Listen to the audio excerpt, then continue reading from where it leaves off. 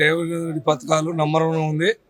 సన్న ration card బియ్యం కానీ, ఇందిరమ్మ ఇల్లులు కానీ, కేసీఆర్ చేసే తప్పులకు 2 రాష్ట్రాల్లో ఒక ఆంధ్రప్రదేశ్లో ఒక కాంగ్రెస్ పార్టీకి ఒక ఓటు లేకుండా నమ్మించి సోనియా గాంధీని నిన్ను ఇలాటం చేస్తాని మోసం చేసి ఇలా సోనియా గాంధీ ఆయనకు చేసే సాయానికి సోనియా గాంధీని మర్చిపోయి ఈరోజు రాష్ట్రాన్ని వెళ్తానని చెప్పి మోసం చేసి 600 కోట్ల రూపాయలు 600 కోట్లు దోసుకొని ఇలా ఇంట్లో పాములో బండుకొని ఇలా అసెంబ్లీ రామంటే నా దొంగతనాలు బయటపడతాని చెప్పి అసెంబ్లీకి రాలేకపోతుండు.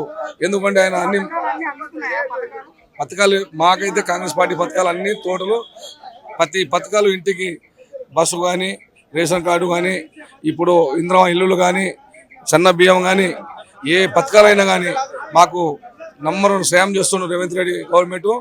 ఎందుకంటే కేసీఆర్ పక్క మోసం చేసి కాంగ్రెస్ పార్టీ ఇలసం చేసి మోసం చేసి ఇలా 2 రాష్ట్రాల్లో మా ఇల్లు 18 ఇల్లు కట్టినాం.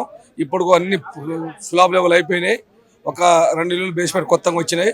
మళ్ళీ 18 ఇల్లు రెడీగా ఉన్నాయి. గుడిసెలు మొత్తం ఇలా డబుల్ బెడ్రూమ్లు అయితేనే ఉంది. కేసీఆర్ చెప్పి మాయమాటలకు దళితానికి 3 ఎకరాల పొలం ఇవ్వలేదు. ఒక బెడ్రూమ్ కూడా ఒకటి, డబుల్ బెడ్రూమ్ కూడా ఒకటి ఇవ్వలేదు. 2కి ఇంకా 5 సంవత్సరాలు కూడా మళ్ళీ కేసీఆర్ని దూరం పెడతారని నేను చెప్పి నమస్కారం చేస్తున్నాను. నంబర్ 1 రేవంత్ రెడ్డి చేసే పనులకు నంబర్ 1 నడిచిన జాతర సక్సెస్ఫుల్ అయింది. అక్కడ మన సీతాక్క కూడా మంత్రి కూడా పోవడం జరిగింది. కేసీఆర్ మన రేవంత్ రెడ్డి సార్ కూడా పోవడం జరిగింది.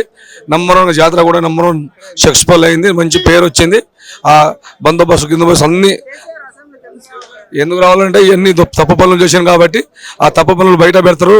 నాకు ఆ సమాధానం చెప్పలేక నేను నష్టపోతాని చెప్పి ఆ వాళ్ళ మాటలు పడలేక ఇదే పోకుండా ఉంటేనే బాగుంటుంది, తప్పించుకొని తిరగటమే బాగుంటుందని చెప్పి ఆ సమస్య పోకుండా బయటపడి తిరుగుతుండు.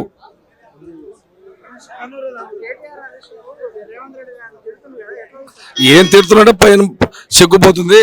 అక్కడ పోయేలాగా ఏదో మాయమాటలు చెప్పి గవర్నమెంట్లో మళ్ళీ వస్తామని డూప్ చేస్తే జనాలు నమ్మేటట్టు లేరు.